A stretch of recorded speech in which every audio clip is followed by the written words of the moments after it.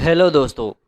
अगर आपको भी सर्दी जुकाम खांसी कफ बलगम या कोई और ऐसा कोई और तकलीफ हो गई है तो मैं आपको एक आसान सा तरीका नुस्खा दिखाऊंगा।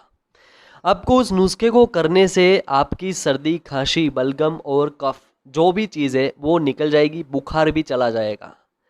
आपको करना क्या है, एक चम्मच जितना अदरक का रस लेना है। जी हाँ, एक चम्मच, छोटी चम्मच अदरक का रस लो और उस रस को एक चम्मच जितनी शहद के साथ मिलाकर उस दोनों रस को पी जाओ, यानी कि शहद और अदरक के रस को पी जाना है।